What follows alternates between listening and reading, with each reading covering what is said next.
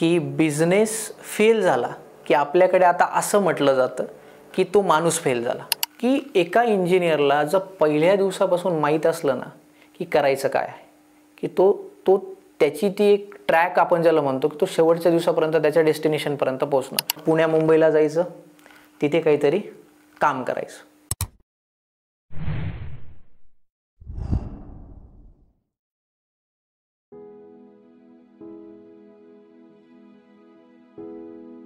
आता या 6,000 लोकांना जॉब तर नाही, 6च्या 6ला तर जॉब अजिबातच नाही. मग आता तुम्ही विचार कराल की या 6,000 पैकी काही लोक विचार करतील की चला आपण बिझनेस टाकू. मग घरच्यांचा पैसा पडलाय, तुम्ही बिझनेस करणार.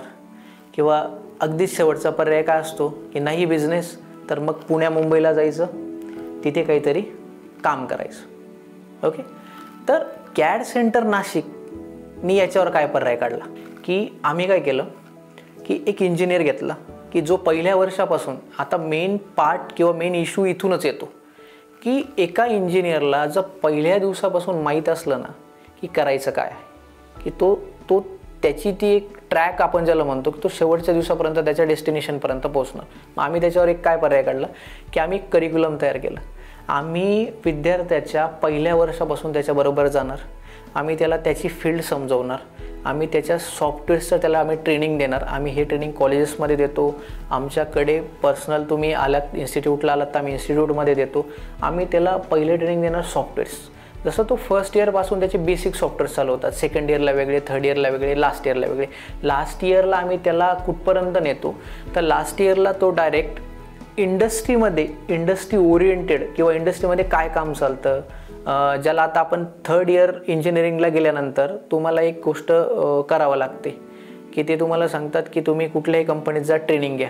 तर आम्ही आमच्याकडे तो एक पार्ट चालू केला आहे की तुम्हाला आमच्याकडे आल्यानंतर इंडस्ट्रीचा वर्कफ्लो आम्ही तुम्हाला शिकवणार.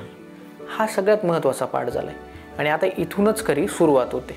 एका व्यवसाय करणाऱ्याला सगळ्यात मोठे प्रॉब्लेम काय येतात. आता मी एक सर्वसामान्य कुटुंबातून आलो आहे, मला पण हा विरोध झाला होता की तुम्ही बिझनेस न करता जॉब करा. माझे आईवडील गव्हर्नमेंट जॉबला आहेत, त्यांचा मेन पार्ट होता की माझ्या मुलानेही जॉब करावा. कारण की बिझनेस म्हटलं की फेल्युअर येतं आणि बरेचसे बिझनेस फेल का होतात.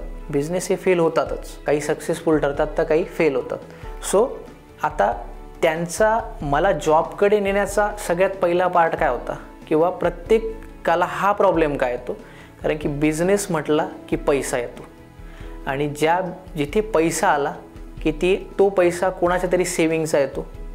मग आता तिथून खरं स्ट्रगलिंगचा पार्ट सुरुवात होतो. स्ट्रगल म्हटलं की घरच्यांना धाक पडतो, कारण की स्ट्रगल, बिझनेस आणि स्ट्रगल, तुम्ही बिझनेससाठी पैसा घेता, लोन घेतात आणि ह्या सगळ्या गोष्टी पुढे अडचणींना समोर जावं लागतं.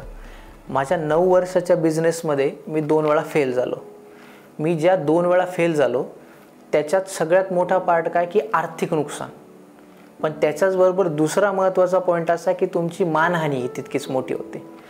आणि आत्ताच्या काळात असं झालं आहे की बिझनेस फेल झाला की आपल्याकडे आता असं म्हटलं जातं की तो माणूस फेल झाला. आपल्याकडे बिझनेस फेल झाल्याची एकदम सिंपल आता व्याख्या झाली की बिझनेस फेल झाला, माणूस फेल झाला, तो माणूस पुढे त्याच्या आयुष्यात काहीही करू शकत नाही. आणि सध्या कोरोनानंतर तुम्ही पाहायला जर गेलात तर ही गोष्ट कुठेतरी खरी होते, कारण की कोरोनानंतर पैसा उभा करणं हे सगळ्यात मोठं चॅलेंज झालं आहे. कोरोनानंतर एखादा बिझनेस जर फेल झाला तर त्याला परत उभं करायला जवळजवळ अशक्य होतं. तर त्याच्यासाठीचा सगळ्यात पहिला पार्ट की तुम्ही तो व्यवसाय शिका ज्यात तुम्हाला जायचं आहे. माझ्या 2 बिझनेसेसच्या फेल होण्यामागचं कारण कुठे ना कुठे असं मी म्हणू शकतो की मला त्या गोष्टी माहीत नव्हत्या, मी त्या गोष्टीत पडलो, शिकलो. पण आताचा तो काळ नाही की तुम्ही त्या बिझनेसमध्ये जाल, तुम्ही फेल व्हाल, तुम्ही शिकाल, मग परत तो बिझनेस उभा कराल. कोरोनानंतर त्या गोष्टी कुठेतरी बदलल्या गेल्या आहेत. आता पैसा गेला की गेला. मग आता त्याला पर्याय काय की तुम्ही एखादा बिझनेस टाकतायत ना, तर तो बिझनेस टाकण्याआधी तुम्ही जॉब करा. मग तो जॉब तुम्ही जो बिझनेस करणार आहात ना त्याच्यात करा, त्याच्यात तुम्ही पडा. एका बिझनेसला, तुमच्या बिझनेसला लागणारा पैसा त्या याच्यातून उभा करा. जो पैसा कमी पडेल तो तुमच्या घरच्यांकडून घ्या. जेव्हा तुमचा पैसा त्या बिझनेसमध्ये लागेल तेव्हा तुम्हाला त्या बिझनेसचं महत्त्व समजेल, तुम्हाला त्या पैशाचं महत्त्व समजेल आणि तुमचा बिझनेस ऑटोमॅटिक सक्सेसफुल होण्याच्या मार्गावर लागेल. कारण की आपण जो पैसा टाकतो, आता तुम्ही बघितलं असेल की बरेचसे बिझनेसेस बंद होतात. त्याचं हे सुद्धा एक कारण आहे की बिझनेसमध्ये पैसा ओतला जातो, तो घरच्यांचा असतो, मग तो फेल होतो. तो फेल झाला कारण त्याचं एक कारण काय की मी जो टाकलेला पैसा आहे तो मी कसा कमवला हे मला माहीत नाही. तो माझ्या कुठल्या तरी घरच्यांचा होता किंवा एखाद्या बँकेचा होता आणि मग मी त्याच्यानंतर त्या गर्तेत अटकत जातो की लोन भरणे, मग त्याच्यानंतर माझी मानहानी व्हायला सुरुवात होते. ओके, आता सगळ्यात महत्त्वाचा पॉईंट काय आला की तुम्ही जॉब केला पाहिजे, तुम्ही तर बिझनेस शिकला पाहिजे, मग त्याच्यातून तुम्ही पैसे उभे केले पाहिजेत. जोपर्यंत एखाद्या गोष्टीत तुमचं योगदान नसेल किंवा तुम्ही त्या व्यवसायात तुमची गुंतवणूक नसेल तोपर्यंत तुम्हाला त्या व्यवसायाची जाणीव होणार नाही आणि तो फेल जरी झाला तरी तुम्हाला त्याचं दुःख जाणवणार नाही आणि कुठेतरी ह्याच गोष्टींमुळे बिझनेस फेल व्हायला कारणीभूत आहे. आता ह्या गोष्टीचं उदाहरण द्यायचं झालंच तर तुमचं इंजिनिअरिंग झालं असेल किंवा तुमचं ग्रॅज्युएशन झालं असेल, तुम्हाला आता काहीतरी करायचं आहे म्हणून तुम्ही व्यवसाय चालू केला, तुम्ही एक बिझनेस चालू केला जो की घरून पैसे घेतले, 50 लाख रुपये एका कपड्याचा बिझनेस टाकला. तुम्ही त्या बिझनेसला माहिती करून नाही घेतली त्या बिझनेसची. त्या बिझनेस बाबतीत तुम्हाला फक्त माहिती आहे की हा बिझनेस ह्या मित्राने केला आहे, तो चांगला चालतोय, हा ब्रँड आहे, तुम्ही तो ब्रँडची फ्रँचायझी घेतली, तो चालू केला.